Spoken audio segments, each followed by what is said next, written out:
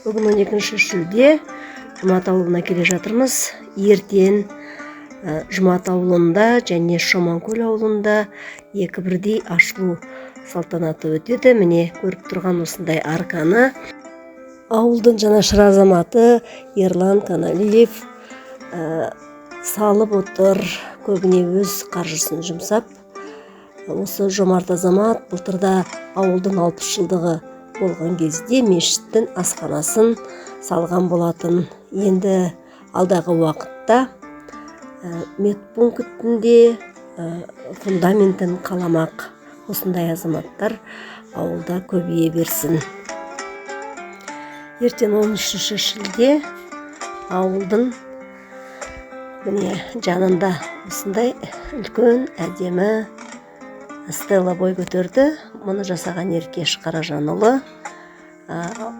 Ауылдың азаматы Таңырберген Шаймерденұлы және Қос Сәуле Ербол Жанахметов барлығы ұйымдастырып ауылдың осы жастарын жұмылдырды. Барлығымыз қостап қолдап осындай сыйлықты ауылға тартпақпыз. Лайым осындай өнегелі іс кейінгі жастарға үлгі бола берсін. Тағы да бүгін жол жүрем, ел жаққа барам, жүрегім елдеп ел жүрек. Ауылдың суы, ауылдың нуы аңсақты,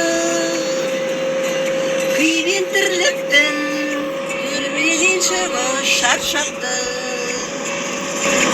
Ауылға барам, бәрі де туыс ел жақта.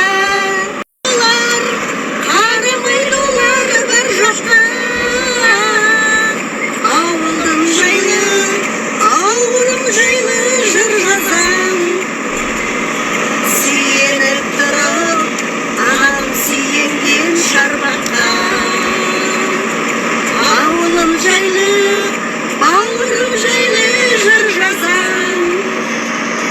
Сүйеніп тұрып, ағам сүйенген шарбаққа. Жастары бар ата салтын дәріптеген, іскері бар алға басқан нарықпенен. Туған жер, айналайын Шоманкөлім, шумақты таратайын ақ ниетпен. Жастары ауылымыздың салт ұстанған, біреуі ат ұстаса, бірі құс баптаған. Әуелден замандастар өнерледі, бүгінде жастар оны дәлелдеді. Ауылымның малға толы атырабы, үлкендер қонақ жайлы жасыдағы. Стелла бойды түзеп жарқырады, Шоманкөл мен мұндалап шақырады.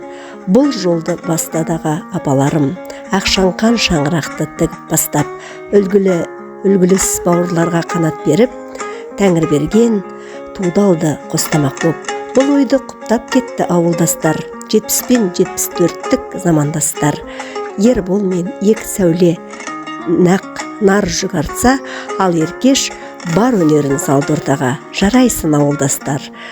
Доп бір тепкен, жас күнде тай құлындай бірге өскен. Осылай бірлігіміз таусылмасын, тойлайық бүгін күнді көпшілікпен.